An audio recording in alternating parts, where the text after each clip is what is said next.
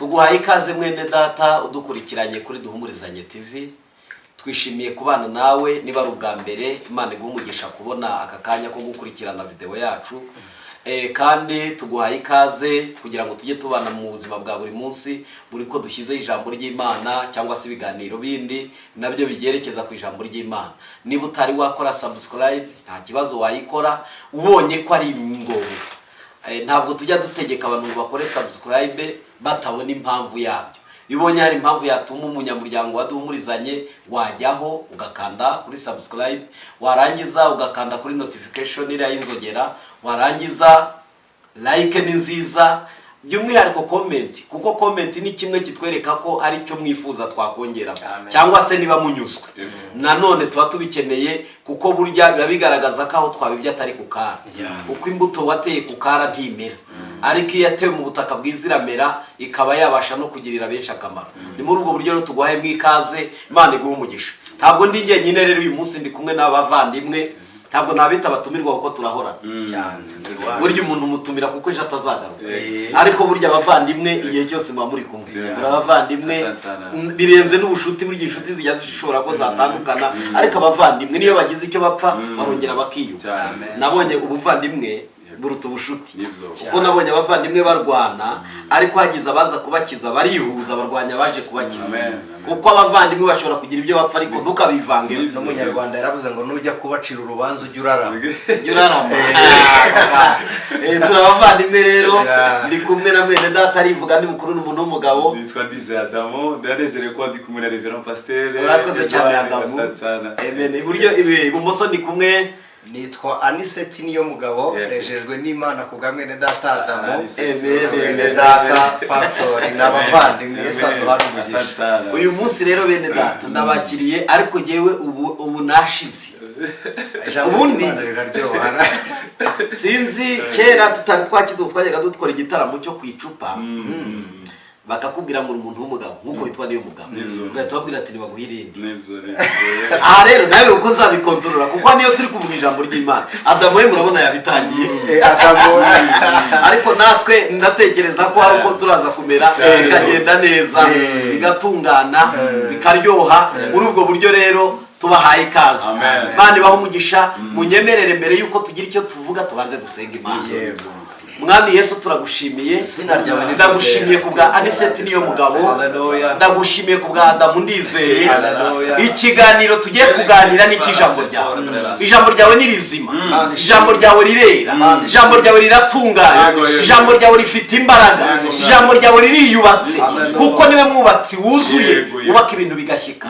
Twebwe natwe turasabye muri uyu mwanya ngo tuyobore, Mwuka w'Imana abe kuri twebwe, atuyobore mu cyo tuvuga, atuyobore mu byo tuganira, maze Umwuka wera ayobore amarangamutima yacu, ayobore ibitekerezo byacu, ayobore mu bice byose, maze ubwo tuza gushyika ku musozo tugere ku ntego y'icyo washatse ko tuvuga uyu munsi. Urakoze kugize neza, icyubahiro kibi cyawe mu izina rya Kristo Yesu, amen. Muri ubwo buryo rero ntabwo genda ibuze kuba ngo nyoboye ikiganiro, ahubwo turayoboranye. Turayoboranye, hagira uza kuba ngo pastor ngo niyoboye ikiganiro, oya, ndumva ashaka ko tuyobora, kuko ninza kuzura Umwuka wera ungarure nyaboneka. Niburangarura, niburanyongerera komeze nushaka. Hanyuma Adamu nawe wowe ho azota. Hanyuma icyangombwa nuko uyu munsi isiyo y'Imana irajyana. Bashimiye rero uyu mwanya, ndagira impamvu navuze ngo tuyobora. Uyu mwanya niwe ugiye kutuyobora Adamu akegera hino kugira ngo nunaguruka utaza ataguruka ngo agende. Basi mugenda ndafata gukinyira. Murakoze abadukurikiye muri uyu mwanya, ndagira ngo abari wowe uduha iri jambo dusomere. Hanyuma dufite topic dushaka kuganira isobanura inyenyeri. Ku nyenyeri. Ndagira ngo tuze kuvuga kuri iyi nyenyeri, kandi tuyivuge neza. Abadukurikiye mutubabarire, turashaka gusobanura inyenyeri neza, kuko hari uko abandi bayivuga cyangwa se bayivuze. Turashaka kongera, ntawe tuje kurwanya, nta n'uwo tuje kugira ngo duhangane, kuko inyenyeri nziza zimurika zirwanya. Thank you. icyo nacyo uraza kukitubwira Amen. ariko dufite inyenyeri ziri kurwana Yego. uraza kutubwira niba byaravuye mu mwuka we. Oya. Okay, sawa. Rero turagira ngo twongereho Yego. kucyo bari bafite Yes. none barushaho kongera ubumenyi ariko umwuka we ndasabye ngo atuyobore muri ubwo buryo rero. Amen. Go ahead. Asante sana. Reka Aniseti adusomere Matayo ibice byawo 2. yego Na pastor yabahareba. Matayo ibice byawo 2 ku murongo wa 1 kugeza ku wa 6. haravuze ngo Yego. Yesu amaze kuvukira i Betelehemu Yego. mu gihugu cya Yuda ku ngoma y'umwami Herode haza abanyabwenge Icyambere abanyabwenge baturutse burasirazuba hari aho bari baturutse. Yego. bagiye Yerusalemu barababaza bati Yego. umwami w'abayuda wavutse ari Icyo kintu titre ntabwo havutse umubebe usanzwe. Havutse umwami. Uyu muntu yise umwami atari imingoma. Uruhinja. umwami w'abayuda wavutse ari uruhinja. kandi noneho igitangaje bari kubibariza mu bwami wa Herode. Noneho ko twabonye inyenyeri Twabonye iki? inyenyeri Ikimuranga ni iki? ni inyenyeri kandi iyo nyenyeri ni turi iburasirazuba Turi hehe? turi iburasirazuba ifite ituruka. none tukaba tuje kumuramya. Tukaba tuje kugira gute? Kumuramya. Ese kuramya urabyumva ibyo ari byo? Kumuramya. Ubundi umwami iyo bamuramutse araramya. Karame mwa. Ubundi baravuga ngo umwami arakarama. Kandi ibyo bari kuvuga bari iruhande rw'undi mwami. Mu kindi kinyarwanda cyo kuramya umwami babyita gukeza. Umuhimba. Yes. Tuje kugira gute?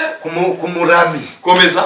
Umurongo wa 3 aravuze ngo umwami Herode abyumvise ahagarikana umutima n'ab'i Yerusalemu bose ateranya abatambyi bakuru n'abanditsi bose b'ubwo bwoko ababaza aho Kristo azavukira aho ari. N'igitangaje we ntaramenya ko yavutse. Abajije aho azavukira kandi abanyabwenge bamaze kumenya ko yavutse. 5 aravuze bati ni Betelehemu mu gihugu cya Yuda niko byanditswe n'umuhanuzi ngo nawe Betelehemu wo mu gihugu cya Yuda nukuri nturi mutoya mu midugudu ikomeye ya Yuda kuko muri wowe ariho hazaturuka umutware uzaragira ubwoko bwanjye bw'Abisiraheli. Umurongo wa 6 naho ngaho Imana igumugisha. Amen. Turagushimye Mana yacu. Kisa la fere abanyabwenge Yesu agiye kuvuka ntiyavutse kome mbebe usanzwe. Iyo umwana agiye kuvuka muri iyo minsi turashimye. Hari abantu bajya batubeshya Adamu bavukana ng'indabyo ngo bavukana iki cyangwa imbuto. Ntazo. Ikintu kimwe kigira imbaraga ni inyenyeri. Anise turabyumva. Naho imbuto zo mu ntoki n'ibindi twaje gusanga bazibapfumbatisha. hari abo bazipfumbata. No. Warize. Reka ibyo bintu hariho processes kugira ngo umubebe abeho. Abazi twitwa foetus. Urumva hakavaho foetus hakaza kuza bebe cyangwa mbere ya foetus abanza kuza ikintu embryon hakaza foetus mu kinyarwanda bibanza kuba juste hari sperms ntangangabo n'intangangore zihura.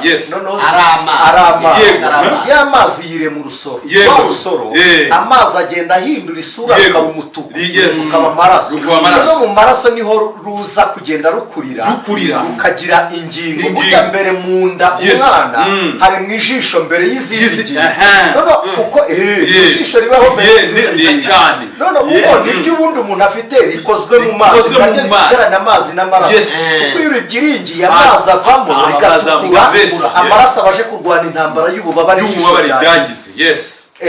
Noneho bikibumba kugeza ubwo umuntu urugingo rutangiye kubaho ingingo zikaboneka akaza kuba umuntu akavuka wa mugani urubuto ruturuka he mu nda. None kindi gitangaje abaye afite urubuto biologicoma yakwangirika umwana yakwangirika icya kabiri yabora igatera kuri pombe ku gikumwe yabora cyane rwose yabora n'urubuto rwabora nawe akabora kuko mu nda nta oxygen ibamo harimo amazi afite acide atuma uyu mwana abaho kuko iyo avutse ahumeka oxygen ikamurya mu mazuru akarira niko kurira iyo atarize ntaba ari muzima kuko abahuye na oxygen ku isi ko numva muza guterura ibitaro mukabizana mworoshye ubundi turi farumasi turi kuvuga ku nyenyeri Imana ishimwe noneho njye nakibaza abo bantu batanga temoignage yo kuvuga ngo bavukanye imbuto nibaduha ubwoko bw'izo bavuze nicyo tubereye hano nacyo twicariye kugira ngo dutandukanye izo mbuto bavuga ngo bavukana n'imbuto z'agakiza noneho kabiri n'imbuto za sirizi urubuto rubibwa rukera noneho kabiri dutandukanye inyenyeri yo muri Bibiliya n'inyenyeri y'abasiyantifike muri geography aho niho tuze gutandukanya izina inyenyeri n'aba babyitirirwa bita abasitari cyangwa ba superstar ngo ni inyenyeri zidasanzwe urakoze cyane dusomye Matayo 2 uramenye mutaza gusimbuka mw'itora ugende gake nicyo ubereyeho kandi uraza kuguruka oya ni kuri umushumba abwira evangeliste na prophète ni ambriage musa n'abagabanya kuri kuko umuvuduko kuri muraza kuguruka muraza kubanga bawundi ari yavuze ngo ninde wamurutse aragenda musa n'abagabanya amababa Imana ifashe kandi amababa musa n'abayamanuye kandi kuyagurutsa ku munota we nawo gusoza ariko uyu mwanya kandi mushu uri uroncokoza kuri Philippe Bibiliya ifite technology isi itari yakagira ni high technology abantu bibwira ko Bibiliya idafite technology ifite technology uyu muntu yagurutse n'amababa kandi icyo ni ikindi kintu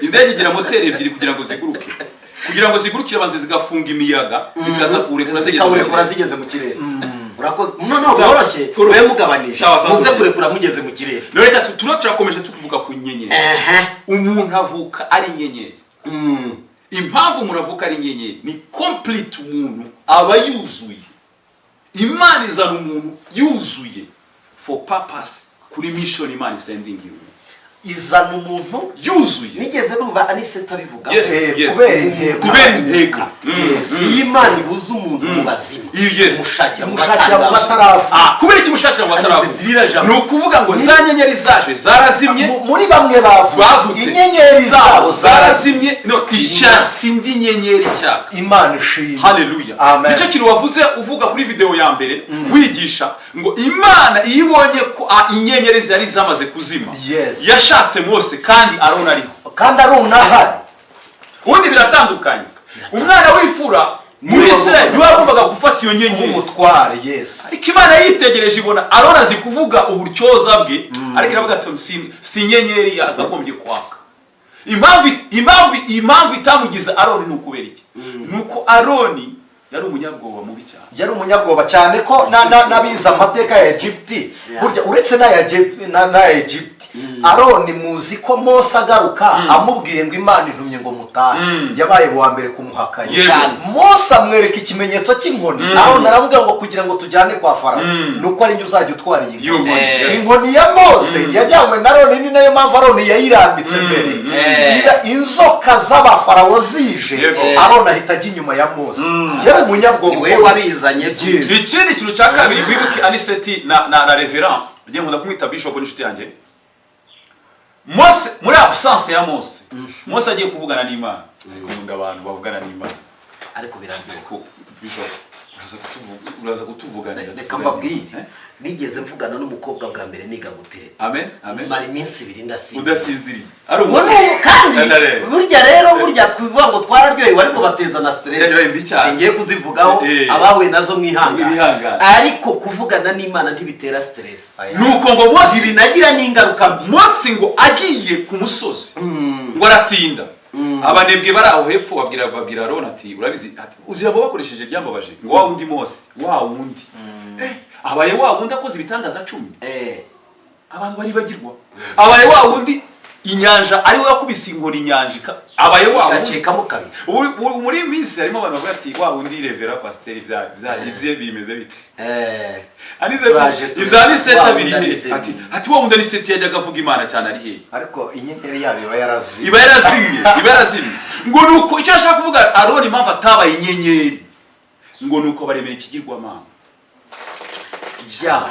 uziko iyo uhushije inyenyeri urema ibigirwamana. Juste Imana yari izi kurambirwa kwa Aroni cyane no gutegereza kwa batandukanye cyane. Yesu ashimwe cyane. Amen.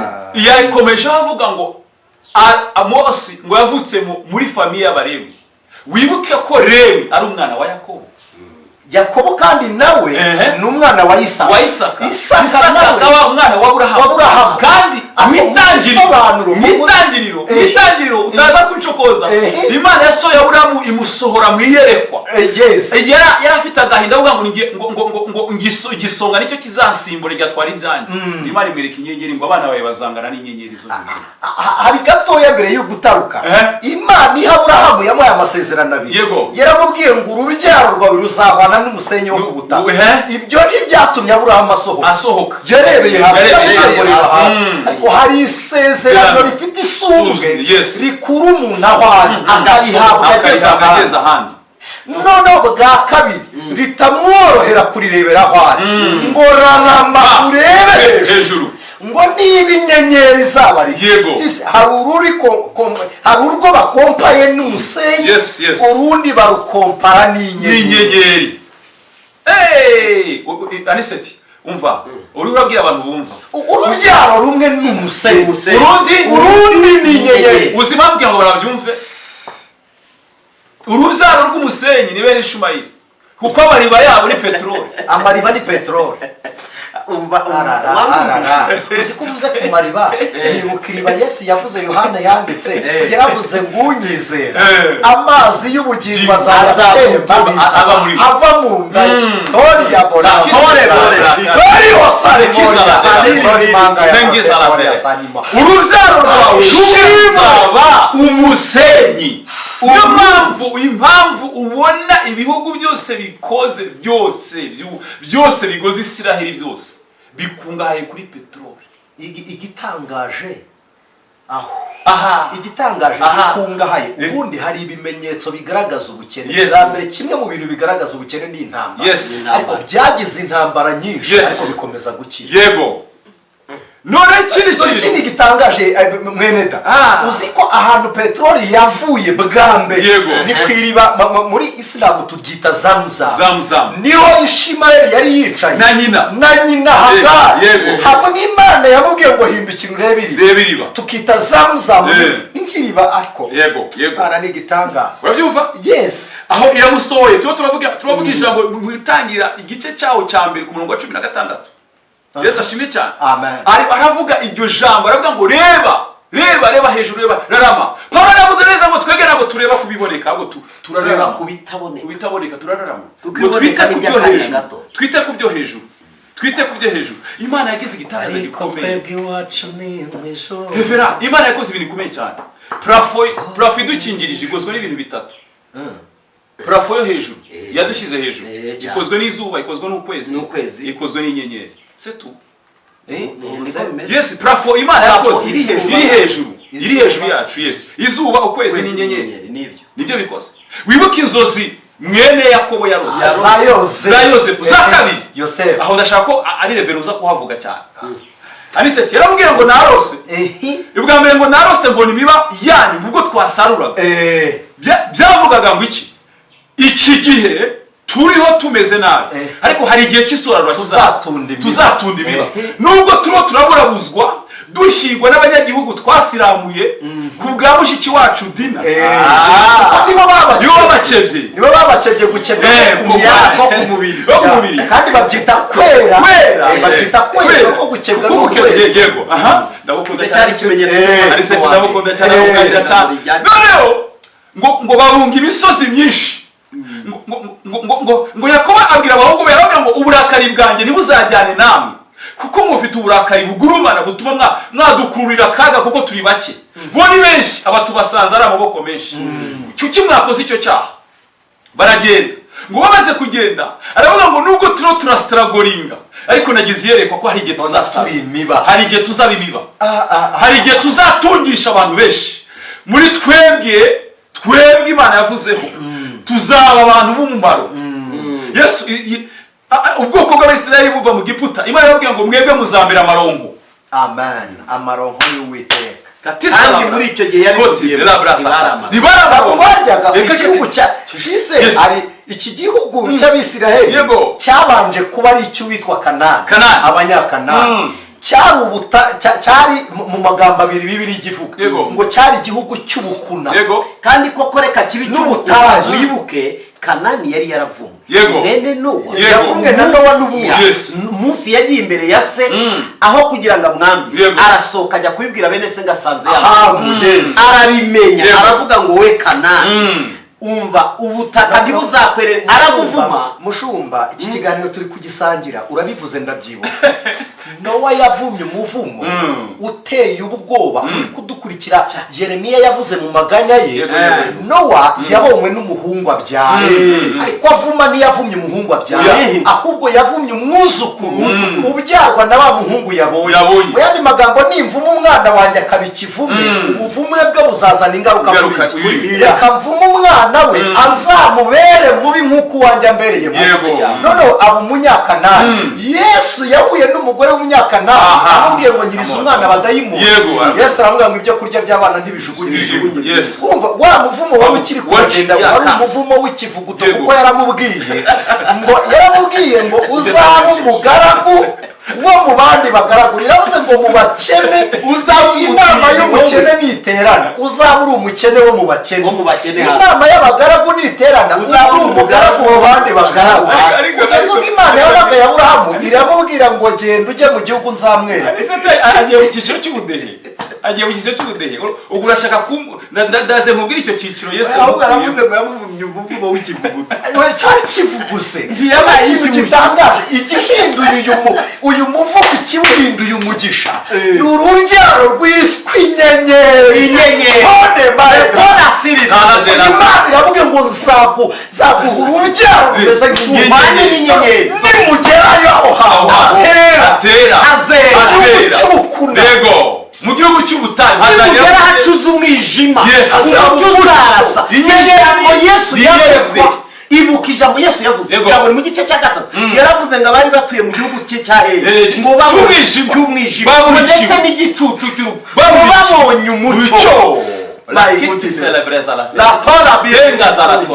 Urumva umutima wanjye ugize agahinda. Nibuka ubwo mperuka muri Isiraheli mwavuze ijambo rikomeye ngo iyo umuntu atakaje inyenyeri arazima. Uyu munsi Isiraheli ni Kristo ni 2%. Twebwe tugahenda 2%. Twebwe dukora ubukerarugendo tugiye bakatwereka amateka y'ubutaka bwakandagiweho ariko ntibatubwira amateka y'uhakandagiye. Bashaka no kuyavuga ikibazo mu Kinyarwanda baravuga ngo kugira ngo urate inkongoro ngo uzarate uwayinywereye. Noneho tugeze kuri izo nzozi za Yosefu. Noneho aramubwira ngo narose ndashaka ko Revera haza kuhatinda cyane. Noneho aravuga ngo nabonye imiba Revera nabonye imiba dusarura ariko mbona imiba yanyu yose ngo nyikubita imbere. Revera hari ikintu kimwe cyavuye ari ibintu bitatu ndashaka abona bavuge nutajya kunzoza zakana ndashaka kwa ise yabwiye ngo iki icyambere bundi yarose mu bice bibiri. Ubwa mbere yarose imiba ya bene se. Ndashaka kuvuga ku muba kwa mbere no guturasha ku parti ya kabiri. Umuba wa mbere awubona izo nzozi zambe ya bene se yikubise imbere ye. Nukuvuga ngo herekanaga ko aba bantu nubwo bazamuramya ariko bazasa naho bitwa kari umugisha kuko umuba yarawufite na bene se bawufite. Wari umuba w'ingano. Noneho iyabirago ubusigara wenda nukuvuga ngo inyenyeri ye izasumba iyabo. Kandi igitangaje ingano zera mu gihe cyo gusonzoka biravuze ngo bazamwikubita imbere mu gihe bahaze. Reka tujye no muri scientifique. Ubundi inyenyeri iyo zigenda uburyo imigendere y'inyenyeri imeze zitegereza ko imwe ijya imbere izindi zose zikana. niko buriya mu kirere ziteye nicyo bita trajectoire zijya zigendera trajectoire urakoze cyane iyo zikora uburyo bwo kugenda zitegura bwo kugenda kwa kundi ziba zitondeka ntabwo zishobora gukora ikosa yo kugendera rimwe zitegereza ifashe iya mbere izindi zose zigakurikira buri nyenyeri ziba mu matsinda itsinda ry'inyenyeri rizengurutse cyangwa riri babyita systeme muri geography noneho hari ziri mu byiciro 12 je pense noneho izi zigaragara turebeye mu byuma runaka telescope tuzita Corps Celeste noneho zikagaragara ari galaxy zicanye akoze cyane ntayisiga juste ntabwo inyenyeri ntizitangura ngo ngimije en fait iyo tuvuze galaxy warize nawe warize dufite amahirwe y'abantu bize bakandanye ku ntebe y'ishuri mutubabarira abantu batize abana banyu baziga it's okay natwe twarabigiye kuko turi kubahumuriza yes it's joke yes it's kidding komeza nta kibazo impamvu babyita galaxy ni nuko ce sont des ensembles des étoiles ziri hamwe iyo zibaye hamwe rero ntago zaka nk'umunyenyerezo impamvu ubona abakozi b'Imana basigaye baka nk'umunyenyerezo bitandukanyije na galaxy ntabwo bakiri hamwe Yesu yaravuze ngo ikizabamenyesha ko rabanje nuko bakozakundana begerana urabona buji Kimironko yose izimijwe amatara rege ikayikupira amatara buji ntiyayihura urumuri umukozi w'Imana rero ushaka kwaka nka buji ntaho agira ushaka kwaka urugwe gusa nibyo biriho kuko nyamara buri rugo rufata buji zikatira rimwe umucyo waboneka nubwo amashanyarazi adahari uvuze gutyo nibuka systeme ibizima bigendera ibizima bindi ngo nta kireba inyuma yabo ngo kimwe kireba iburyo ikindi ibumoso ikindi amajyepfo ngo buri kizima cyose kirebera ikindi ngo niyo bigiye kuguruka ngo biri hagati ngo bigurukira rimwe ngo amababa amwe biyatwikiriza ibirenge bivuze ngo ntaba ari twe ubutumwa bwiza burindwe andi bikayatwikiriza amaso kubw'umucyo w'Imana ngo andi bikayagurukira none twebwe ababwirizabutumwa abakristo turashaka ngo ikizima gicomoke bituma gihinduka kandi bibaho uranavunika ikindi kintu cya kabiri Paul yaravuze ngo twemeranye nk'abakozi b'Imana twemerane nemera ni seti mwemere revera yemera Adamu revera yemera ni seti kuko ni étoile ni inyenyeri étoile ngomba kumwisunga kugira ngo twake yatwishe rera tokeza ravera uyuvuze ngo iryo jambo riri mu Baroma 15 Imana igumugisha nuko mwemerane nk'uko Kristo yabemeye kugira ngo Imana data wa twese Imana ihimbazwa ryari iyo twemerana kwanje na Adamu twemerana na Yesu bituma Imana data ihimbazwa muri twebwe guhimbazwa kwa data tubagaragara kuko twemeranye tuba turi galaxy kandi mu galaxy abize geography barabizi ni inyenyeri zicyaka none uzazirebe iyo warebye muri telescope cyangwa ibibazo ushushanyije ziba zimeze nk'ikibumbe ziba zimeze ntabwo ushobora kwitandukanya muraza gutuma tuguru oya ntabwo turabona na matsinda y'inyenyeri z'ibihumbi mwosobanure kuri uriya mubanya ese yemwe muraza gutuma tugenda oya niyo mpamvu naguhariye kuri uwo sinzi wavuze ngo nyaboneka muze gushaka amazi hafi kuko abantu iyo bashyushye bageraho bakaguruka munyemerere uyu muba twawuvuzeho ariko ndashaka kuvuga n'inzozi za kabiri oya ntabwo urarangiza kuri uwo muba kandi ikindi navuga ndashaka kuvuga ngo ise Yakobo yavuze ngo iki ise Yakobo akimara avuga ko uwo muba reka tubisome itangiriro 37 reka tubisome kugira ngo abantu tugize kugendana itangiriro ivugo kurusha inyandiko ku murongo wa 5 urakoze ndagira ngo duhere ku murongo wa 5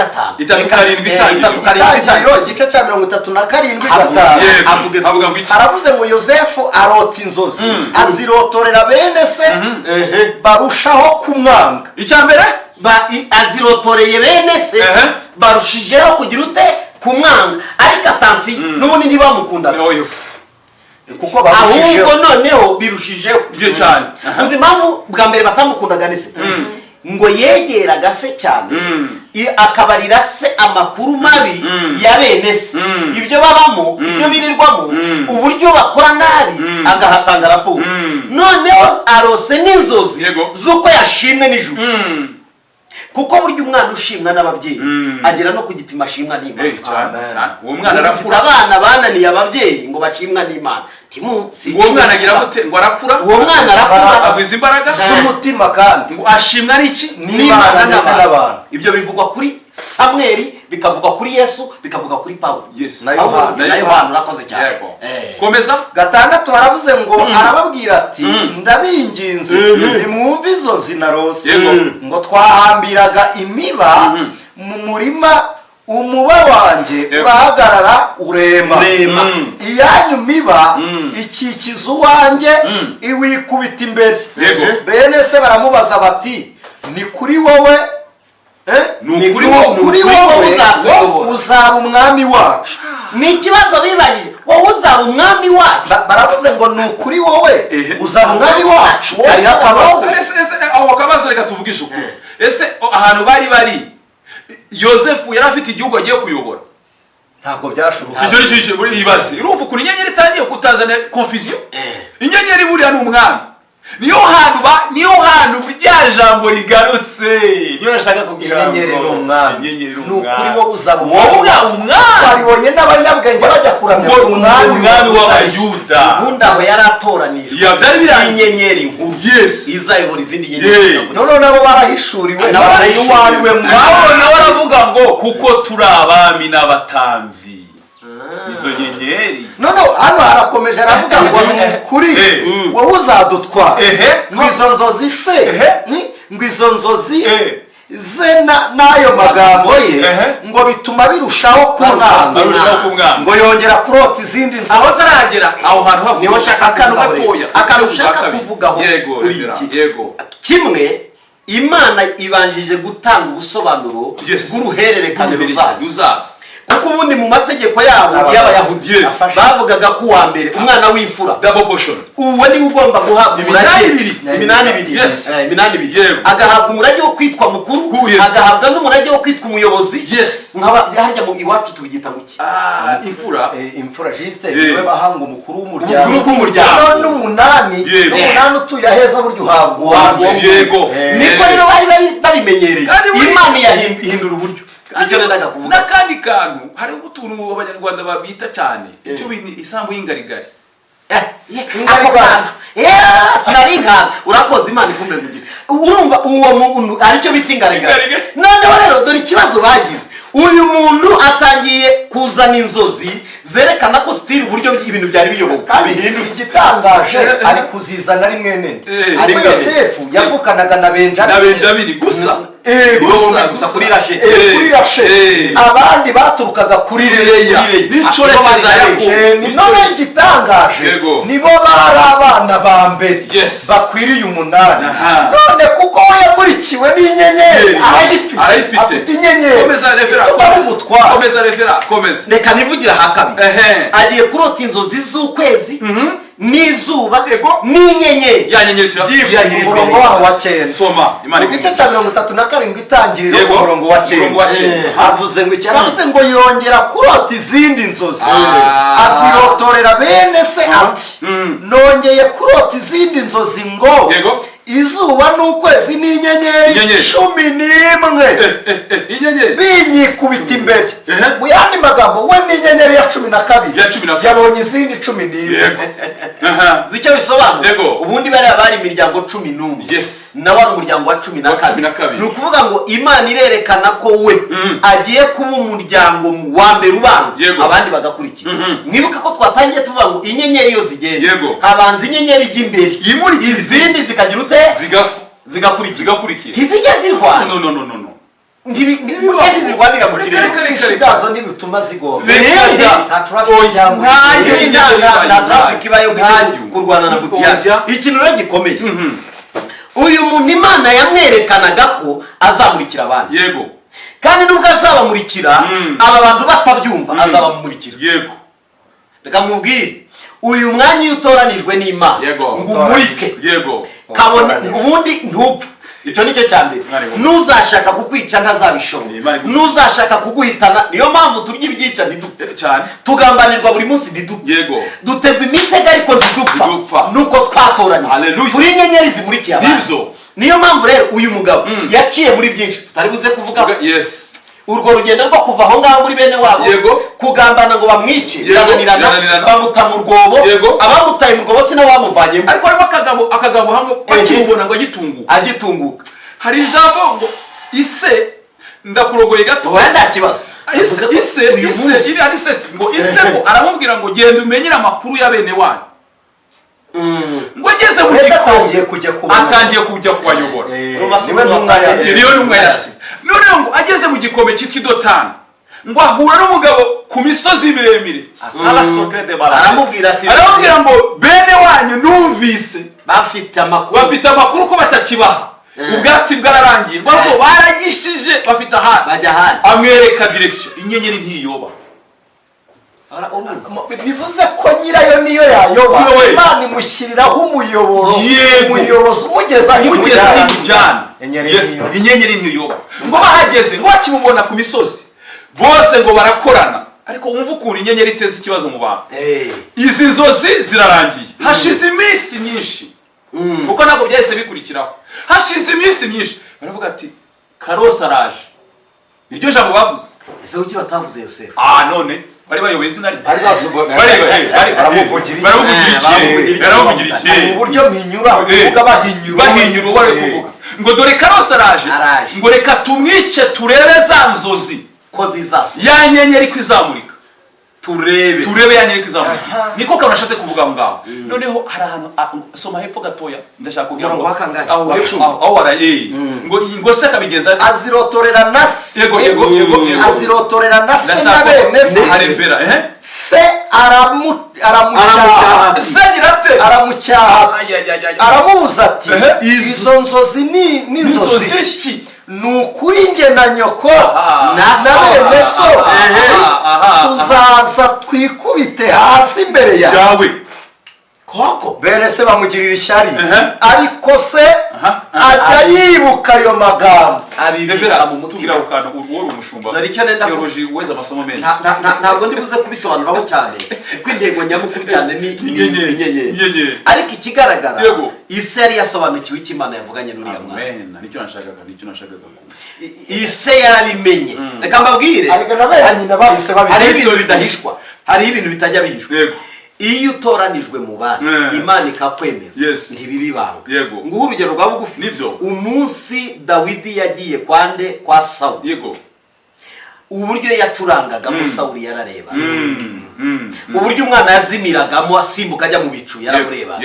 arangije ahamagara Yonatani ati witonde turi uyu tazagusimbura urabyumva si Imana ibwiye Sawuli ariko Sawuli afite amaso areba ahishurirwa aravuga ati wacyana we ntusimbukane n'uriya uriya arihariye muhamagaye nk'umucuranzi ariko namubonyemo ikindi nabibonye ikintu numvishije mwaho gitangaje nuko Yosefu ntibari kurwanya Yosefu bari kumurwanya nk'inyenyeri noneho igitangaje aba bantu ndatangaye bagenzuye inzozi za Yosefu bamubona nk'inyenyeri bise nibuka amaze ngo muri Egiputa hima umwami utarigeze kumenya Yosefu ngo ariko nawe agirira igishyika Abisiraheli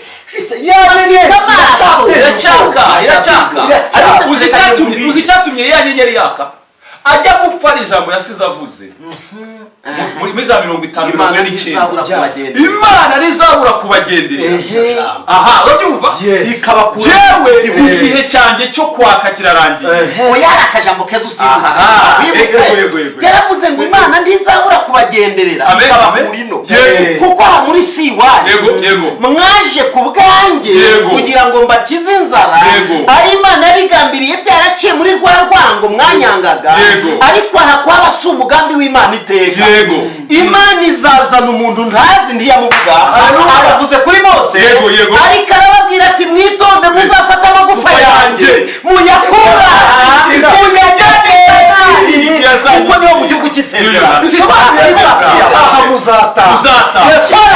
nubwo ngiye nziba tuzajya amagufwa ntuzayasige ategeka ibyo mugabo wari ufite amaso inyenyeri yaka amenya ko bazafasha itunganyije umuyoboro. ariko dutinze hano gatoya mwanyemereye ko abanyegiputa ntabwo bamenyesheje inyenyeri ubwenge banayimenyesheje umwuka ahubwo bakureyetinze isomo bazana abacumi abapfumu n'abakorikori bazajya bamenya iby'inyenyeri ngo kugira ngo bayirwanye. aho niyo waba uretse gatoya yamuvuzeho cyane yamutiza kuri Mose. wowe ko watize kuri Mose, ese wibwira yuko Farawo uwo wimye atigeze kumenya Yosefu yashakaga iki? yaraba kuko roho jambo riravuga ngo roho ya Farawo Firauni roho yake ilikuwa roho ya majini umutima we roho ye yari umuti wabaga mu mazi niyo wabuyishwe n'amazi yanizwe n'amazi yari roho yakuwe mu mazi iza muri yo casque y'umuntu. Yes buriya ari mission yo kwica za nyenyeri umva ngubwire ni umutima wakuwe mu mazi w'ubugome wo kwica inyenyeri. none igihe kiragera ngo nuko ngo bikonseye deba iraterana kabineti babarozi baraterana bose baravuga ngo bamaze kugwira inyenyeri ziragwa zabaye galaxy bari hamwe ubwo bari hamwe rero kandi reka nkubwire ntabwo bari disperse. mu gifaransa kuvuga disperse ntabwo umwe yaratuye i Gosheni ngo undi ature hari i Cairo. no bari Gosheni. niyo mutavuga kuri galaxy bari hamwe bahuje umutima mu mwanya umwe kubica no kubarangiza biratworoye kuko bari hamwe kuko izo nyenyeri ziri hamwe ariko ntabwo bari bazi ko ijambo ry'Imana rivuga ngo nibuba hamwe nanjye. Haleluya icyubahiro cyanjye kirabaho ngo bategura umugambi wo kwica za nyenyeri. baravuga ngo inyenyeri nta handi zizaturuka kuki batisha abana b'abakobwa mu mfura ni mu rubyaro rw'abahungu izo nyenyeri zizava. kandi koko niko Yosefu yasize ababwiye ati kandi Imana izabahagurukiriza undi muntu umeze nkande Mose yarabihanuye. Yes na Mose yarabihanuye agafunga ndashaka kuvuga hariya mu kubara 20 na kangahe na karindwi 20 mu kubara hari ukuntu uwo bita Balamu yababonye. yego yes aravuga ati ndamureba ariko sima kubara yego naturebera icyo gitabo ndebera mu kubara gitabo cyo kubara yego kubara arabubona abagari y'abacunnyi bari bafite amaso cyane aribwo bucunnyi bw'abanyegiputa bakoreshaga. yego kubara 12 yego 27 12 ku gice cya 12 umurongo wa mbere no gatatu. kubara igice cya 12 umurongo wa mbere n'uwa gatatu. reka dusome haravuze ngo yego kubara 12 wa mbere n'uwa gatatu. Miriyamu na Aroni aho ngaho abana barwanyije inyenyeri kubara ni igitabo cyo kubara 12 ngira ngo 22 umurongo wa 17 turebe nahageze haravuze ngo kuko azagushyira hejuru akaguha icyubahiro cyinshi cyane kandi ngo icyo kubara 24 kubara 24 yes kubara 24 kubara 24 haravuze ngo ati ndamureba ariko subu ndamwitegereza ariko ntandi bugufi naho nashaka ntandi bugufi uwo ni Balamu ngo inyenyeri inyenyeri izakomoka mu bwoko bwa Yakobo. inkoni y'ubwami izaboneka iturutse mu bwoko bwa Isirayeli izagiriza izagiriza inkiko Zimowa izazimura hasi haleluya abasheti bose. Umurongo ndashaka udusore kuri umurongo wa 17 17 Revera yavuze w'inyenyeri haravuze ngo ati ndamureba ariko su ndamwitegereza ariko ntandi hafi inyenyeri zakomoka mu bwoko bwa Yakobo. Dore rero icyo nenda kubabwira, uyu mugabo ubyeretswe si umuntu w'Imana, yego ni umucuni. bivuze ko n'utari umuhanuzi iyi nyenyeri yayibona. Iyo mpamvu amasharaza Anise atahagurutse ate? Oya ubwo se yujujwe nande? Ariko reka maze kubaza, iyo ubona bakuroga nuko ufite rimoro kudutunze, iyo ubona urora abantu bakubyina inyuma y'inzu babirukanga inyuma y'akazu kodesha barakirukankaho ndibatuma uryama, ipusi zirara ziburoga, izo bohereza nta modoka irimo, niyo nzu si yawe. Niki bararwanya iki ko rwanaburaye? Ariko abantu bitwa ko bari aho bafite ibipangu bararyamye baguwe neza, ariko umukene ufite inyenyeri Satana amubona kare. Aravuze ngo inyenyeri zakomoka mu bwoko bwa Yakobo. Wibuke ko uyu Baraki yamutumye agire gute? Abamuvumire bahwane n'ubutaka bagende bica inyenyeri. Urumva icyo yarwanyaga? None abonye imbaraga, hari ijambo yaravuze atuve rero Baraki mubwire witonde, bari abantu hari intare baryamyemo y'ingore ntishobora kuzabyuka itabyuka ni muhiye. Kandi n'ubusanzwe intare y'ingore niyihiye. Yego niyihiga, burya intare y'ingabo ntijya kumuhiga. Uzimamvu yabaje ku ntare nuko mu gice cya 50 itangiriro Yakobo agiye kuraga yavuze ku muryango wa Yuda, intare yo mu muryango wa Yuda. Yaravuze soma 50 itangiriro 50 umva umurage Yakobo ajya guta ya Yuda iyo yarafite. Nyuma yabaje ku ntare ya Genesis chapter 50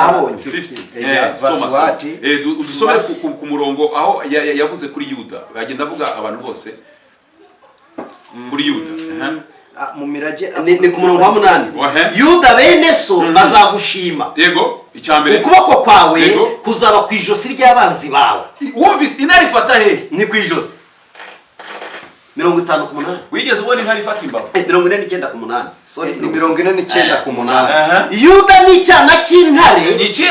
Urazamutse mwana wawe, uvuye mu muhigo. Wa muhigo Baramu yagize gute? Yabonye iyo yunamye abunda nk'intare, kandi nk'intare y'ingore. Baramu yavuze ngo abarimo ageze gute? Abundamye nk'intare y'ingore. Ari hehe? Ari mu bwoko bwe mu Bisirayeli. Komeza wumve. Umva hano ku murongo w'10. Ku murongo wa 9. Yunamye abunda nk'intare kandi nk'intare y'ingore. Ninde wayivumbura?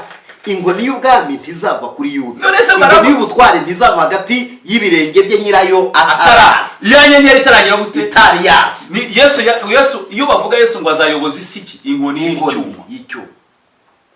Nyirayo unyemerere ndamureba ntago ari none. Umva mu murongo wa 22 uko bavuze Yosefu. Baravuze ngo Yosefu ishami ry'igiti cyera cyane. Ngo ishami ry'igiti cyera cyane kiri hagati y'isoko, ngo n'amashami yacyo arenga inkike y'igihome. Igihome cyari cyarashyizweho n'inkike za Yerusalemu n'ahandi zijya mu Giputa. Ararenga. Ariko Anise uzi ko hari igihe Anise yavuze kunyigisha aravuga ngo ikiranga umuntu avuka ni ingobyi.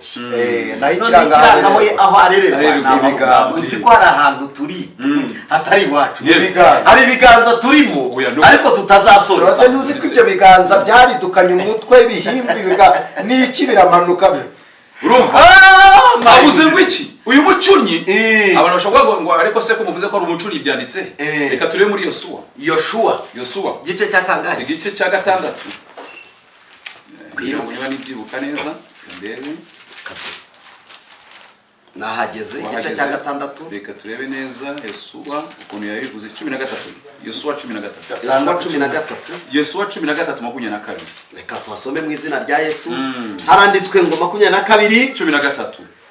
13:22. Yego. haravuze ngo kandi Balamu mwene Bewori umucunnyi wa wundi ya destekte ya nyenyeri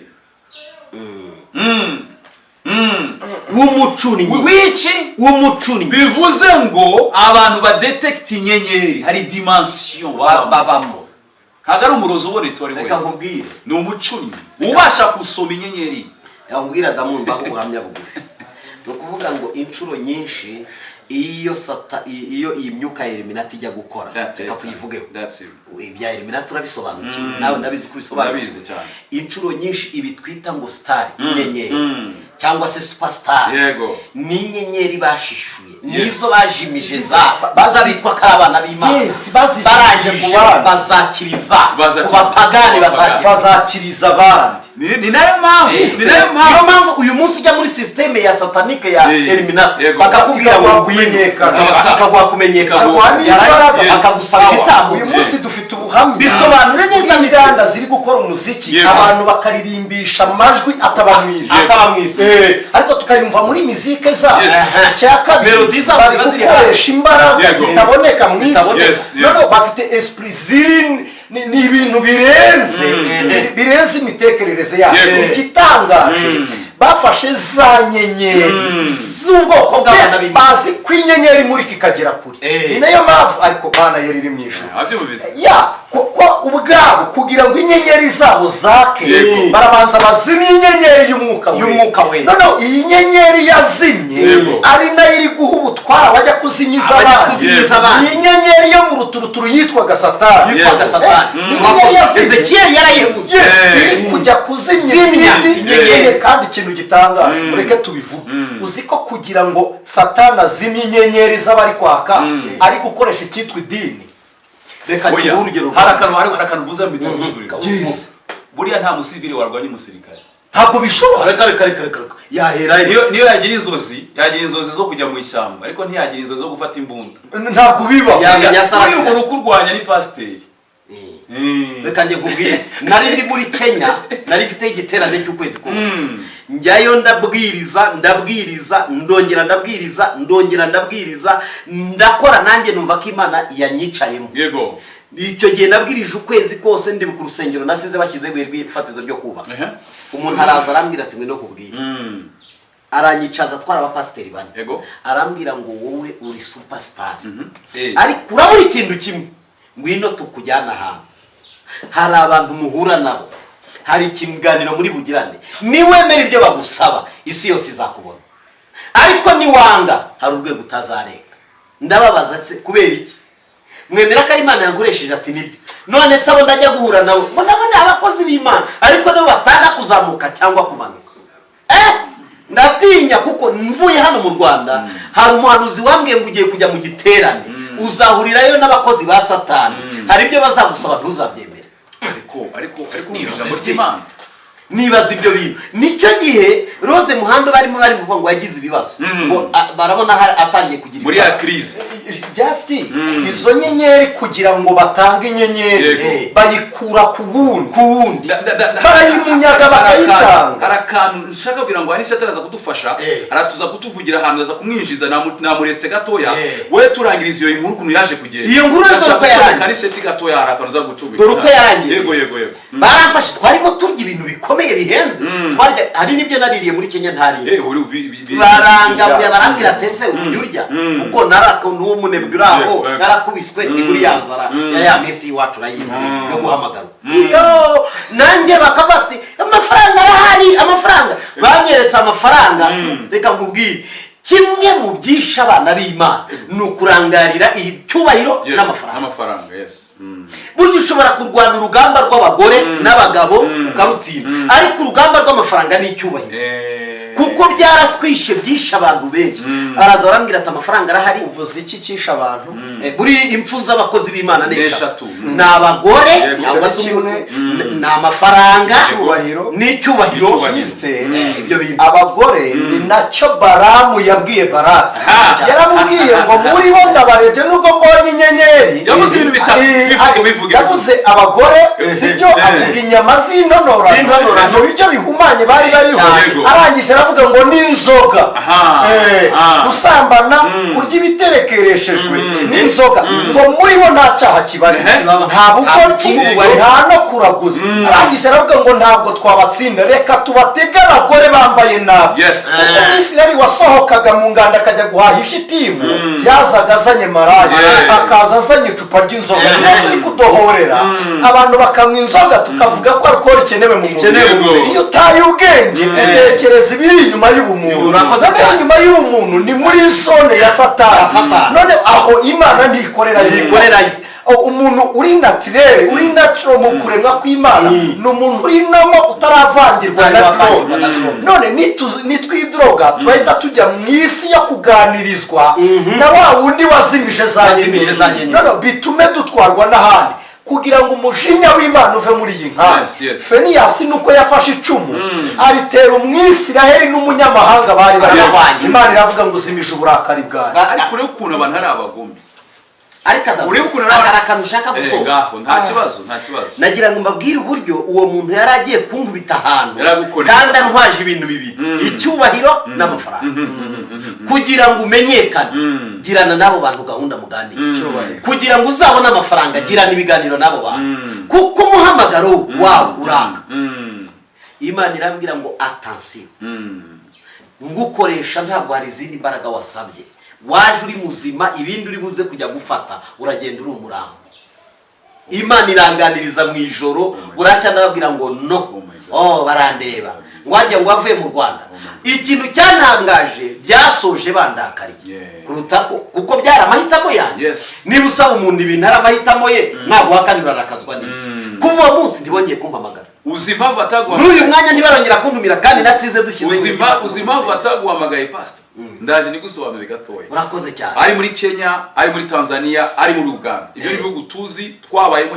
cyane nuko babaye bamaze kubona inyenyeri yawe dimension iriho buriya mu rwego rwa Illuminati bagira dimension bagira dimension niyo nashakaga gucomeka aniseti mu bintu byitwa amagini abizi kubi cyane urumva niyo ndashaka kumuzana aho ngaho bagira ama dimension kugira ngo ushiftinge reka tuvuge ntabwo ushaka kuvuga umuntu uzwi kugira ngo bitagira bibangamira hari umuntu hano muri East Africa urura shininga cyane tuvuge muri domaine y'umuziki n'ahandi cyangwa n'ahandi utari gospel gukina umupira gukina n'ibindi bintu kugira ngo shifting kuri level uva kuri level ujya ku yindi level nicyo kintu bari bakubwiye ngo kujya kubona nawo bantu icyo bashaka niki nuko ugenda uzi yuko uri buhabwe ubona super power ukaba super power kumbe bo bamaze gutwara wowe kuko ugifite ukirishaje mu yandi magambo uri full battery yawe iracyari full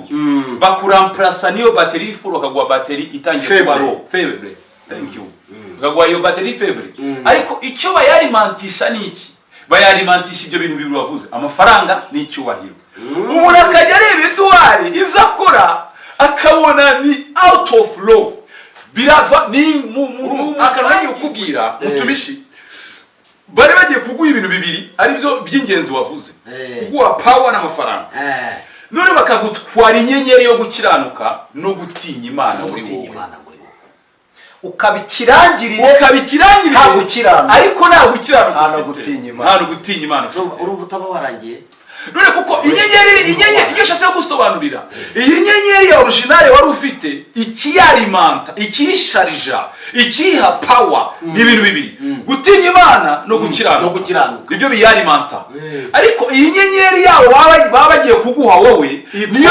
gukiranuka iguha gutinya Imana iguha gutinyuka Imana ugakora n'ibizira aha niho mu byahishura bavuga ngo nuko mbona maraya wicaye hejuru y'amazi wasambanyije n'abami ngo ni umusambane yaryamanye ntabwo yaryamanye n'abaretwa yaryamanye n'abacakara yaryamanye n'abami uyu yasindanye n'abami niko byahisho bivuga ariko urumva urwego yari ariho urumva urwango twatangiye tuvuga ngo inyenyeri ni umwami nawe uri umwami uri umutambyi barakubonye baravuze ngo ngwino tukwereka aho ujya gusambanira na maraya uyu utanga ugirana amasezerano kuki yicara hejuru y'amazi isi yavuye he ni mu mazi. Ubutunzi bwinshi buri ni mu mazi. Uzi ko buri ari diyama na zahabu zitaboneka ku butaka ziboneka mu mazi.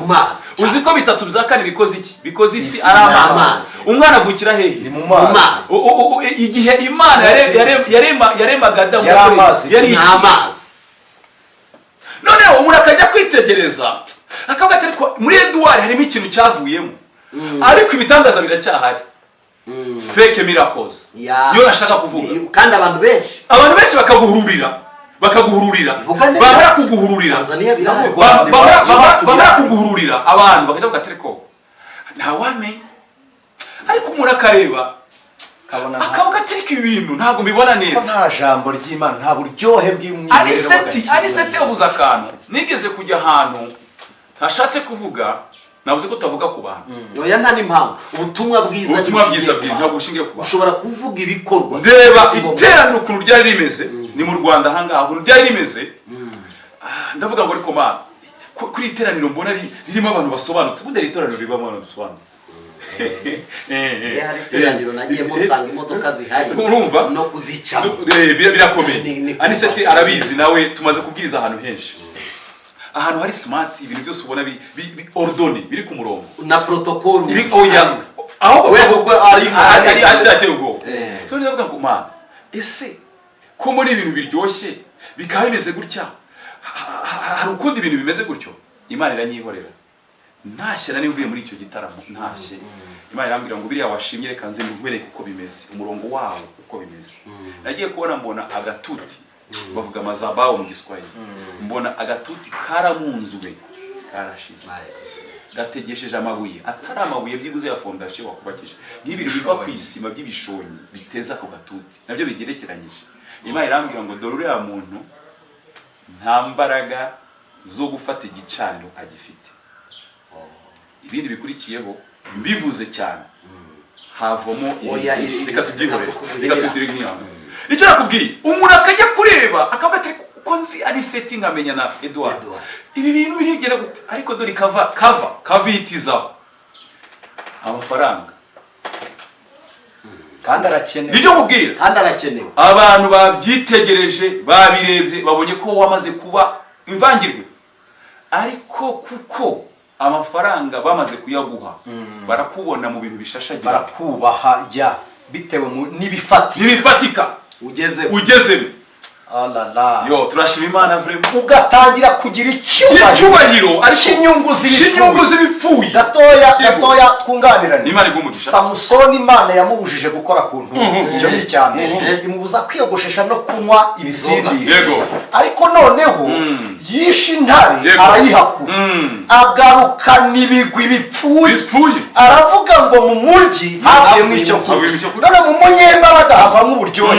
Already yakoze mu ntumbi kandi atemerewe kuyikoramo, ariko azana ibyivugo byise byamwishe, ariko nibigwa ari kwivuga. N'abandi basigarana amataje yanduka vrema, urabona dufite imodoka, abana beza biga mu mashuri meza, dutuye aha twicara aha dufite mvuye muri Amerika abihakuye mu ntumbi y'intare. Muvuze ikintu gikomeye, ubwoko bw'Imana biteye agahinda kubona umuntu yirirwa ari ibindi yavuye nabo yirirwa asangira nabo inkoko nabo ngo yicarana nabo ngo n'amahoteli ngo n'ibikini gusa wowe ariko harabeka kugira ni inyenyeri yazimye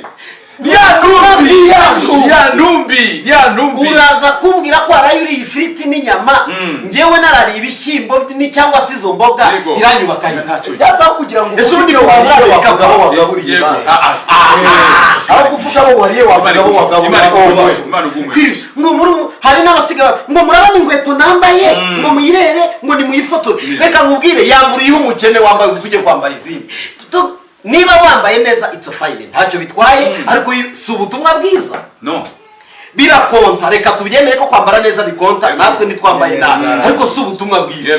Dufite ijambo ryo kuvuga, dufite byinshi, dufite ubuhamya burenze imyambaro, burenze amazu, burenze aho twagiye, birenze aho twaciye. Dufite Kristo abangarazuka. Imana igumugisha. Imana ibamugisha. None Aniseti ndashaka Aniseti yinjire hari ahantu kuko ndionda mu majini nizo nyenyeri avuga cyane kuri uyu mwuka uva mu mazi. Yes, yaravuga ndabizi niyo ndashaka kumbwira. Noneho narangiza kuvuga Revera uranyemerera kugira ngo iki kiganiro kitazarambira abantu turahirira kuri aho ngaho. Nta kibazo. Noneho parti ya kabiri ariko ndashaka kuza kuvuga kuri iki kintu Adamu. Yes, iri jambo twasomye ni rigari. Ariko ndashaka tuza package hari ibintu bitandatu ubundi.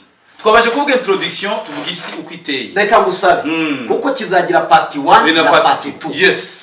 Nimurambirwa muzakatingire hagati. Ariko reka tubahe bagage yose. Yes. Sibwo buryo bwiza. Oya reka ibi bintu bitandatu biri muri conclusive.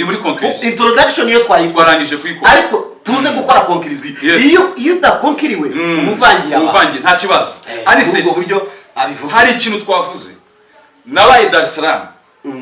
Mba Zanzibar, mba Nairobi, mba Sudan, mba Kongo, mba Bujumbura. Ibyo bihugu byose nagenzemo, ariko hari ikintu kimwe cyantangaje. Hari ijambo bakunda kuvuga ngo kuosha nyota. Kwezi nyenyeri. Ese iryo jambo ryumvute wowe? Ko bari mu Basilamu. Aho nituhajya muraza kuntinza ko sinari subiza kwatsa inyenyeri. Ntabanje mu butware bwatsa ya nyenyeri just hari ubundi se yatwa nande hanyuma iyo nyenyeri yazanywe nande yatwa nande yari yazimijwe n'iki kugira ngo bayate hari imyuka mibi itaba ku ruhande rw'Imana ntibe no ku ruhande rwa Satani. Yego. Nati mu kirere Bibiliya y'ikinyarwanda ivuga yo mu ijuru. Ahandi iyo Icyongereza ivuga muri high class mu mwanya wundi. Uri high w'abanyacyubahiro. Icyo nshaka gusobanura ni iki? Iyi myuka ni imyuka itemera Imana ntiyemere na Satani. Aho irihimbaza ubwayo. Kamubwira Aniseti ndagira ngo gisobanure neza. Dufite aba evangeliste, dufite aba pastors, dufite aba apotre hano iwacu mu Rwanda badashaka kugira barashaka kuvuga akaba hagati ntashaka kwiteranya n'abanyabyaha, ntashaka kwiteranya n'abakiranutsi, arashaka kuvuga kuri na kote febre. Ibyo bintu twebwe abo nta nicyo bidutwaye. Burya nkunda gukora juste mu Rwanda nkora nka evangeliste ariko nkunda kubwiriza muri Middle East mu Burasirazuba bwo hagati mu bigo by'Abarabu hari itsinda tubana naryo dukoramo misiyology. Muri misiyology kubona umuntu mu ntege nkeya nizo mbaraga z'umumisiyoneri kuko ububonye aho umuramira ubonye aho umufata nizo mbaraga zacu. Cya kabiri ijisho rireba ibitagenda twebwe misiyologiko turibona nk'ijisho ry'Imana tweretse ibyo twagakoze. Abo uko bahagaze inyota nyenyeri yabo yarazimye ubwe yacu yakareka tubamurikire kandi umunyembaraga muri misiyology tuvuga ko ari uwagarutse ava mu butumwa. Uzi impamvu tuvuga ko muri misiyology umunyembaraga n'uwo tubara uwagarutse nuko hari abagenda bagahindurwa nabo batumwe ntibahindura abo batumwe ahubwo abo batumwemo bakabahindura bakagenda bakazimira bakajarajara nka cya kiyoni cyasohotse mu ntikigaruka. Twebwe uyu mwanya izi mbaraga z'iyi myuka mibi zizi kurabagirana ku mucyo wa Kristo. Niyo mpamvu zitemera ko kwaka kwacu twaka dukoresheje wa mucyo wa Kristo. Zitwicisha bwa butunzi, zitwicisha cya cyubahiro kuko zizi icyubahiro cy'ubumana. Kuko barahabaye batedinga inama zo mu ijuru. Ese Aniseti buriya impamvu akugana waruvuze twatswa n'izo mbaraga z'ubumana. Ese buriya umugabo witwa Luciferi wundi bivuga Lucifer ayitifaya urumuri rw'umuriro Lucifer ni urumuri rw'umuriro yarayoboye kuramya no guhimbaza muri bafite ubutware. Umuntu urisa w'inyenyeri y'agakiza igira ubutware bwo kuba mu bihe bitatu.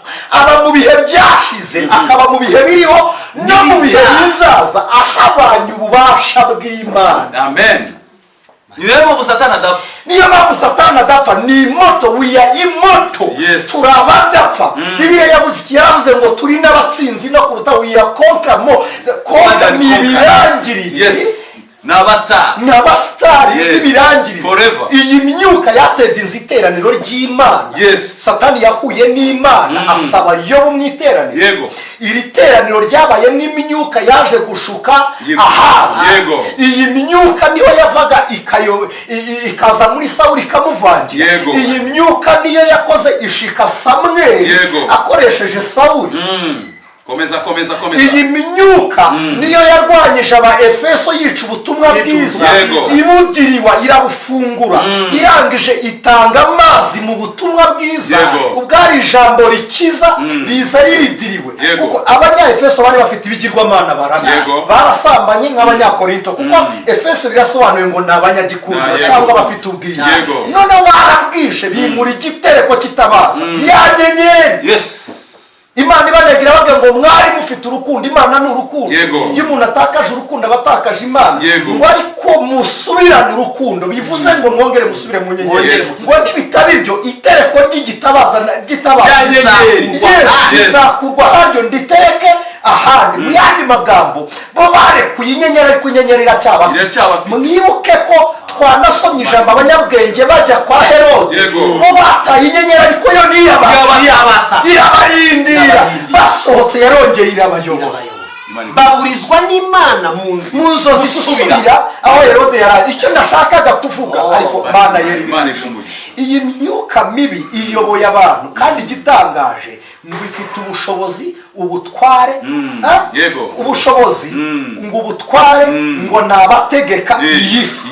Ababategeka rero ngaruka uyu munsi ni imiryango mike nayo iri muri 12 burya Illuminati.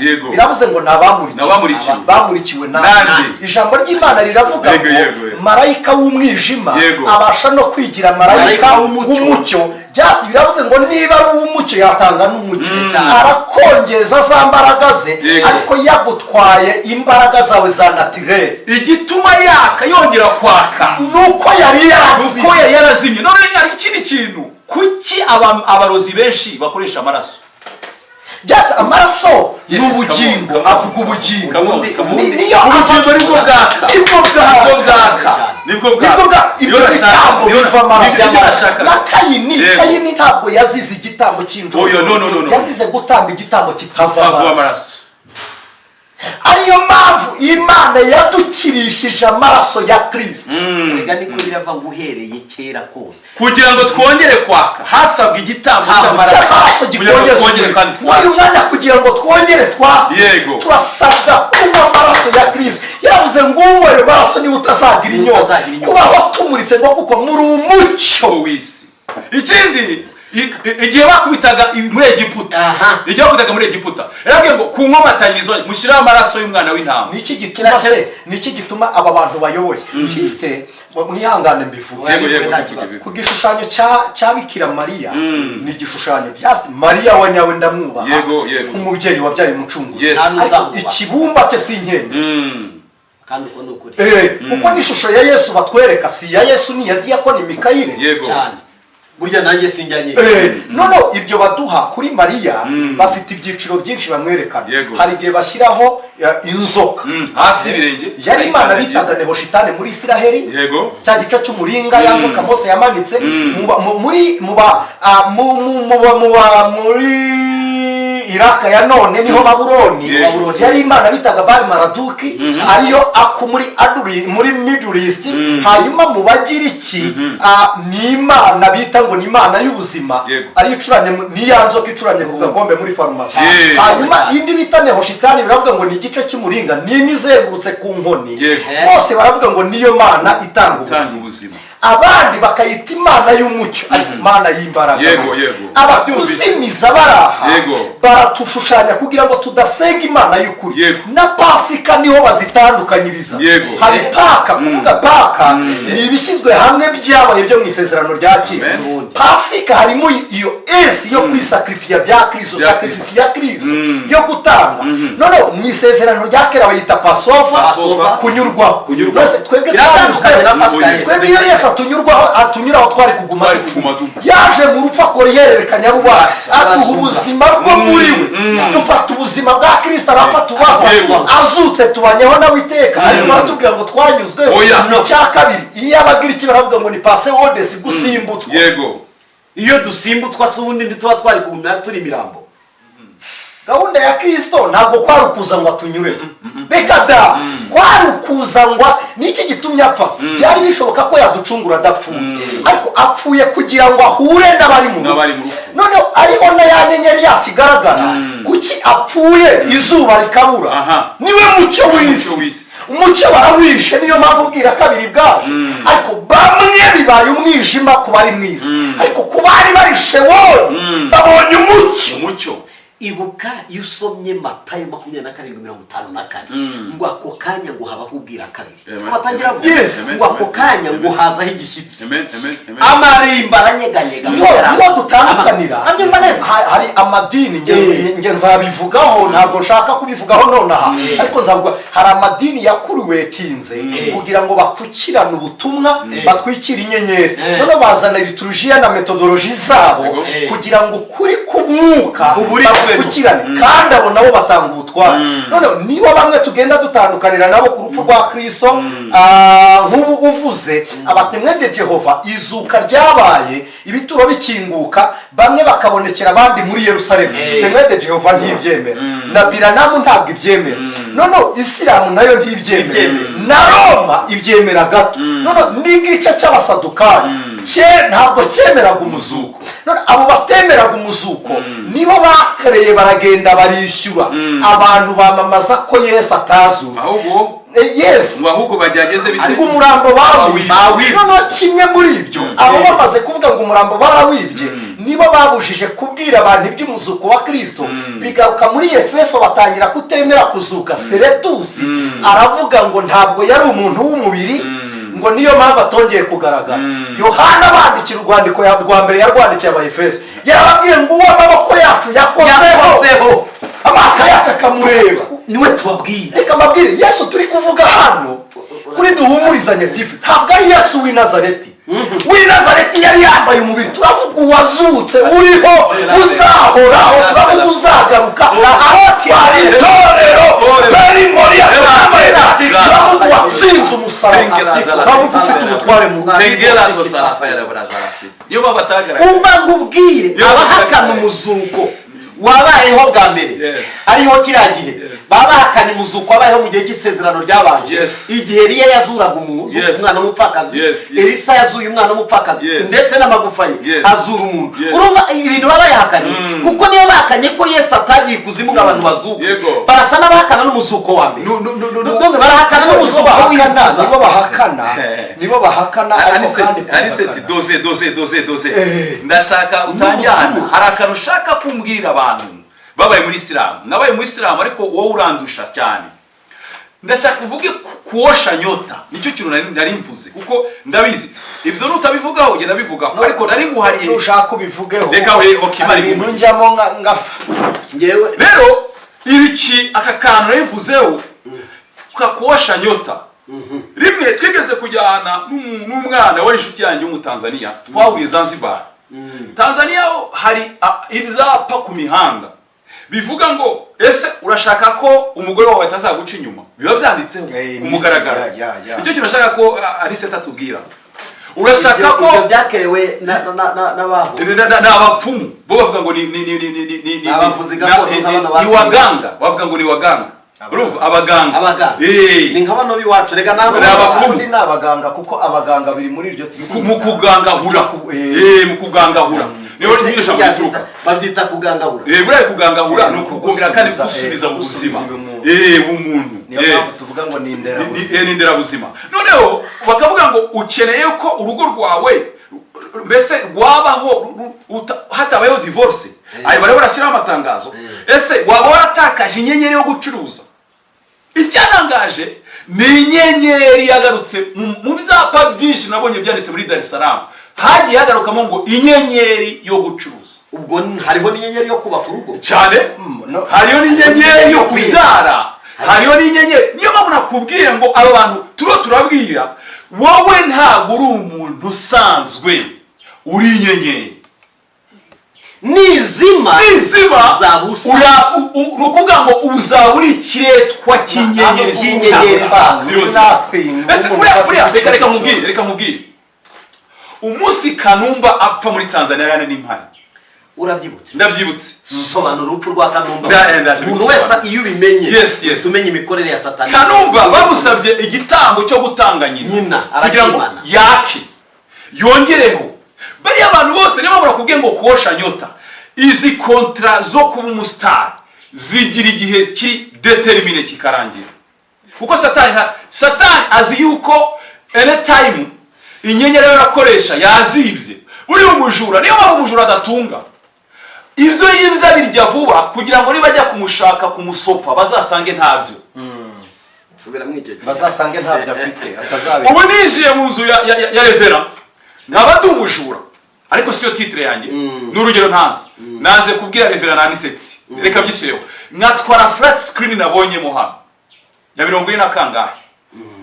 Ndahitwara. Nzi ko atari yanjye. Ngomba kuyigurisha vuba kugira ngo batayifatana. Kuko icyo nyeneye ndabizi ko nazayitunga mu nzu yanjye. Nyeneye amafaranga ava muri flat screen. Kuko amafaranga aroroshye kuyatwara kurusha uko natwara flat screen. Satani rero n'umujura mu mazina yiwe qualifié c'est un docteur d'ature métier n'umujura n'umunyazi n'umwicanyi. Urumva kuri beze umujura karitagira amayera agira nuko ibyo telefone yakwibye ntayo musangana kandi bazigurisha make. Impamvu bazigurisha make suko ayoboye kuyitunga ariko ariko nibaza kuyidetecta baraza kuyifatana ntarayijya mu mafaranga ayo wamuha yose arayatwara. Yesu ashimwe cyane. Abastare rero nabo niyo mpamvu uzasanga bakora ibintu bimeze nk'iby'ubwiyahuzi. Ugasanga umuntu araryama n'abagore 100 ararashaka kugira ngo mu gihe cye agikoresha no gusahura ararya ubusore nk'uburangiye. Imana igumugisha. Aragura imodoka zihenze ku buryo utekerezwa gatwo uyu muntu ko yaturutse muri famille ikennye. Ese ubukene ntabwo bwigeze bumujya kubera iki? Muri famille yaramumaze uburyo nta muntu yafasha. N'umujura arasahuranwa. Mwibuke iza muri bavuga ngo ubutunzi Satani yabumize mu nguri bazabumurutsa. Yo 20 yes azabumurutsa azabuhubuza. Nyenyeri ziracyahari ariko hari ikisabwa kugira ngo zongere amasezerano. Buriya zira kontra zose Illuminati, Rose Croix, Freemason bari abagira icyo bita rituel, sacrifice rituel z'amaraso batanga. Arakubwira ati ndashaka umwana wawe, ejo akabwira ndashaka so, ejo akabwira ndashaka nyogoseye. Ubwo ukugenda uriza gusaba n'umugore wawe hako ubu nagatanga impamvu wewe gusaba biriya ni ukugira ngo za nyenyeri ari amaraso yongere active kuwasha nyota iyo na kuwasha tunawasha kuko tumena amaraso niko twatse none Kanumba niyo twari tuvuzeho araka agera ku buryo bukomeye cyane. None bamusaba igitambo cya nyina. Giye wapfa nari impari muri Tanzania nari ahantu bita Buguruni wari igihugu cyose bavuga Magufuli. Kanumba yarapfuye isi ya Tanzania kwa Kiswahili iranyeganyega, kwa Kiswahili wanasema ardhi isi iranyeganyega. Umva ko hapfuye umuntu kandi ikintu cyambabaje bene bari abantu iyo bapfuye ikintu kibabaje cyane abantu muri muradukurikirana ntago bapfuye igihe cyabo kigeze barakenyuka barakinduka. Iri jambo rirakennye gukenyuka no gukinduka rirakennye. Mwisi y'umwuka baba bagihari ari bazima baba bishwe uruhagaze bapfuye bagiye bica umubiri ubugingo bwabo bukajya gukoreshwa mu buretwa nabwo bagaruka muri esprit yo kongera kuzimya inyenyeri z'abandi. niyo kunashaka ko akantu barakura hari bategereje. Urabona ijambo ry'Imana riravuga ngo ijambo ry'Imana Yesu yaravuze ngo ndababwira ukuri ko mwege mudakwiye gutinya umuntu wica umubiri ariko adashobora kwica ubugingo, ahubwo mutinya umubiri akica n'ubugingo. Uwica umubiri akica n'ubugingo ninde? Ni Imana yonyine. Imana ifite ligne du temps. Iyo tuvuze ligne du temps tugiye muri histoire, antiquité, moyen âge, époque contemporaine. Imana izigiye cyawe utaraza, izigiye cyawe uriho, izigiye cyawe uzamara. Ibyo biri gukora bitatu. Kanumba rero aracyariho, ategereje igihe Imana yavuze ko azapfira ubugingo bwe bugapfa. Mubanze ko n'intumbi ye yegerwa. Barayirinze cyane. Kuko abahanga burya dufite abahanga bazi kumenya ngo umuntu yapfa. Abacuri barabizi ko uriya muntu bamureba. Ikintu cyabayeho ni iki rero, amaze kwanga gutamba igitambo cya nyina, baramubwiye ngo ibyo twari kuguha byose ibyo ugezeho byose bidusubize. Yagiye kureba umucungaji, umupasiteri yitwa Gwajima. Uyu munsi rero akora muri Dar es Salaam. Yaramubwiye ngo Kanumba kora ibintu bigera kuri bitatu. Gwajima yamubwiye ibintu bitatu. Yaramubwiye ngo Kanumba usiwe na wasiwasi na usiwe na hofu. Ndashaka kugira ibintu bitatu. Kimwe, fata ubutunzi baguhaye bwose ubasubize. Kingine, ukili Yesu kama mfalme na mwokozi wa maisha yako. Urokoke, wemere wakire Yesu Kristo nk'umwana w'ubugingo bwawe. Ikindi kintu cya gatatu cya nyuma, ugende waturire nyoko mama wawe ibyo wakoze byose n'ibyari bigiye kumuhitana byose. Ibyo bintu byose uragirana isezerano rikuvana mu budayimoni rikujyana mu bugingo buhoraho. Amen. Yaravuze ngo ibi bintu bibiri nabikora, ariko kimwe sinakireka, cyo gusubiza ubutunzi bwose sinabusubiza. Kwa gukunda nibyo wavuze, icyubahiro ntashaka gusubira hasi, kandi koko yarakomeye. Niwe muntu wazamuye sinema ya Tanzania ku nanjye reka nivuge, naramukurikiraga ngakorwaho. Urumva? Ariko ibinkoraho sinari nzi yo. Noneho Gwajima abwira Kanumba umutima uranga, arongera kandi aramusubira ati nta bundi buryo wanyingingiramo Imana nkakomeza ubutunzi nkabugumana nkarokoka. Ntabwo ati no, ati ibi wahawe bizakurikiranwa mpaka. Erega burya mu mufitanye connection. Nta kagozi ka. Noneho ikintu cyabayeho, bateguye umwana witwa Ruru. Elizabeth Ruru urupfu bavuze Kanumba yapfuyemo ngo yaramusunitse ngo akubita ubwonko ku gikuta ngo arapfa. Ni ikinyoma. Ariko ni ikinyoma. Ni ya couverture bambitse. Igifuniko bambitse cyo nashaka kuvuga we. Igihe kirageze ibyo noneho. Ariko mbere yaho gato yose nashaka kuvuga, ntaravuga ku rupfu rwe. Kanumba yamaze kubona yuko ibintu biri serious. Bamaze kumutelefona amubwira ngo wowe niba wanze gutanga mama wawe, wowe ubwawe witamba y'igitambo. Kandi ntabwo turi buguhe. Buriya hari step ebyiri zo kwitamba y'igitambo. Hari ubwo uvuga ngo ibyo byose muzambwira gukora nzabikora. Iyo ni indahiro iba muri Freemason cyangwa Illuminati, ugiye kwinjira mu yindi degree. Ibyo muzambwira byose gutamba nzabitamba. Aho anamabanga akomeye iyo tuvuze harimo n'aba president bari muri ibyo bice. Bamena amaraso mu bihugu n'abaministeri bakomeye cyane, bamara kuyamena abantu ukagira ngo ni ibiki. Ari agatsinda ka gatandatu muri Satisfield Church of Satan bafitemo kitwa to reduce people, tugabanya abaturage. Yes. To reduce ingashiste kugira ngo ubone umuturage no gufata umutware. Yes. Noneho ikintu cyabayeho, noneho aravuga ngo nanjye ubwo mumbwiye ibyo singishoboye, nanjye ngiye gushyira hanze amabanga yanyu yose. Nibwo yasohoye filime yitwa Kingdom of Devil. Uzabona niyo yanyuma. Cyangwa ni nayo yanyuma. Iyo yanyuma. Iyi rero maze kuyigikina, uzareba abantu badukurikiye bashobora kuba ari muri Tanzania. Reka mubwire address ya Freemason ahaniri. Iri muri Tanzania locally ahantu hari, na Zanzibar ahantu iri. Nge narahageze. Ibyo mvuga ntago niyo mpamvu nahaye ni seti ya nyuma, ni seti akatingofu ndeka nanye nkomerezeho.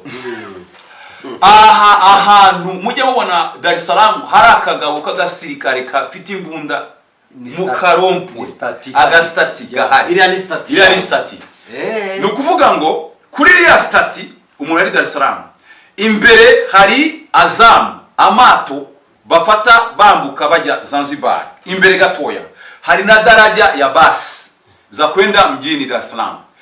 Iburyo hari igorofa rya Benjamin Mkapa. Ibumoso hari club yitwa Birkanas. Ibumoso hepfo gatoya hari hoteli yitwa Kilimanjaro Hotel. Iyo hoteli yitwa Kilimanjaro Hotel hasengagamo n'idini ya Satani. Iyo nshaka kukubwira aho rero niho iyo ubundi ntago Illuminati Freemason ivuga ngo ni eglise bayita lodge aho basengera bahita niba uzumva bavuga ngo Grand Lodge. Niba wumvira ijambo Grand Lodge uzashiraho akamenyetso naho Illuminati na Freemason basengera. Aho kuri iyo hotel yitwa Kilimanjaro Hotel inyuma wambuka umuhanda ubukase mu muhanda utambitse gutya hari ahantu bandika inzu yitwa Freemason Hall. Urumva uko bimeze berekana 1917 ngira ngo nibwo aricyo gihe yatangiriye muri Dar es Salaam. Amaze igihe kinini. Urumva uko bimeze abantu baramenya Freemason ariko yaje mu 1900 icyo gihe muri Dar es Salaam. Ubusanzwe Illuminati itangirana na Nimrod wubatse Babylon kera cyane. Urumva uko bimeze niba abana kuko niwe wubatse Babeli biravuga ngo ni irembo ry'Imana. Babylon bikavuga irembo ry'Imana. Ari naho habaga ikigirwamana cyitwaga Olympia cyasimbuwe n'icyo twita Olympic. Urumva none iyo twambutse tukagera Zanzibar, iyo wambutse tukagera Zanzibar hagati y'ahantu bita Ngome Kongwe, ahantu bita Ngome Kongwe na ahantu hinzu nyaburanga niho uzasanga ubwato bwa mbere bwazanye abakoloni. Hari ahantu bita slave market, ahantu bafataga abacakara bakajya kubagurisha. Hegeranye na Eglise Catholique na n'uyu munsi hegeranye n'isoko rya Zanzibar, ahantu bita Darajani, Zanzibar Stone Town. Iyo ukimara waza n'indege waza n'ubwato kuko ni ibintu bibiri bihagenda, ariko ubu ngubu ndumvise ngo bashyizeho umuhanda highway ugenda imodoka ishobora kuhinjira. Uzabona hafi yaho hantu bacururizaga abacakara abarabu babazanye hariho akazu ka Freemason ka zamani. Sashime cyane. Kanumba amaze kuvuga ubwo ndabivuze isi yose ngira ngo urabiyumva. Kanumba asigashiza amabanga yose ya Freemason hanze. Bahise bavuga ngo uyu muntu tumwice kuko nta yindi solution. Kanumba gusa na Michael Jackson banuze n'abahanzi benshi ba Tupac bagiye uyu munsi Jay-Z bamumereye juste Jay-Z na bari hano bameze nk'abari kubyamamaza hanyuma bari gucreatinga Bibiliya ejo bundi ni nabo bishe umukobwa witwaga Sasha Fionce bimika witwa Beyonce. bari abanyamideli juste bigenda bikorana n'ubuhererekane bw'ukuntu ariko icyo twariho tuvuga inyenyeri bazimije iracyaka muri kandi kwaka kw'inyenyeri ya Kristo birazimya izindi zero. Noneho ikintu cyaje kubaho iyo twavugaga kuwashanyota no kuyoza iyo twavugaga nta kindi kintu cyabayeho. Icyo dushaka gusobanurira abantu iyo bakwishe muri ubwo buryo ntabwo bupfuye ubugiye kuzimu mu buryo bw'umwuka ukaburiho. Hashize iminsi ibinyamakuru Mwananchi n'ibindi binyamakuru byinshi nibuka byanditse ko Kanumba yagiye agaragara muri Dar es Salaam inshuro nyinshi cyane. Na nyina yarabivuze ati giye naramubonye agasa nk'umuntu wahamutse ariko akadisparisa.